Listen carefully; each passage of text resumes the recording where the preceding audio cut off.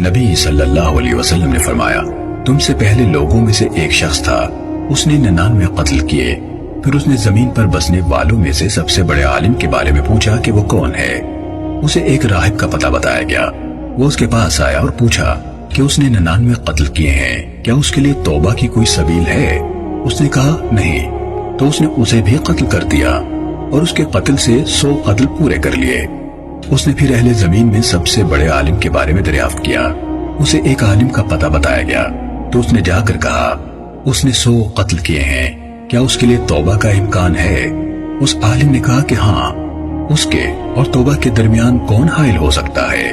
تم فلاں فلاں سرزمین پر چلے جاؤ، وہاں ایسے لوگ ہیں جو اللہ تعالیٰ کی عبادت کرتے ہیں، تم بھی ان کے ساتھ اللہ کی عبادت میں مشغول ہو جاؤ اور اپنی سرزمین پر واپس نہ آؤ، یہ بری باتوں سے بھری ہوئی سرزمین ہے۔ وہ چل پڑا، یہاں تک کہ جب آدھا راستہ طے کر لیا تو اسے موت نے آ لیا۔ اس کے بارے میں رحمت کے فرشتے اور عذاب کے فرشتے جھگڑنے لگے۔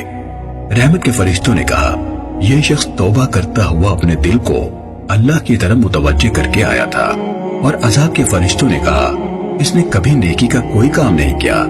تو ایک فرشتہ آدمی کے روپ میں ان کے پاس آیا، انہوں نے اسے اپنے درمیان ثالث مقرر کر لیا۔ اس نے کہا دونوں زمینوں کے درمیان فاصلہ ماپ لو، وہ دونوں میں سے جس زمین کے زیادہ قریب ہو تو وہ اسی زمین کے لوگوں میں سے ہوگا۔ انہوں نے مسافت کو ماپا تو اسے اس زمین کے قریب تر پایا جس کی طرف وہ جا رہا تھا، چنانچہ رحمت کے فرشتوں نے اسے اپنے ہاتھوں میں لے لیا۔ قتادہ نے کہا، حسن بصری نے کہا، اس حدیث میں ہمیں بتایا گیا کہ جب اسے موت نے آ لیا تھا تو اس نے اپنے سینے سے گھسیٹ کر خود کو گناہوں بھری زمین سے دور کر لیا تھا۔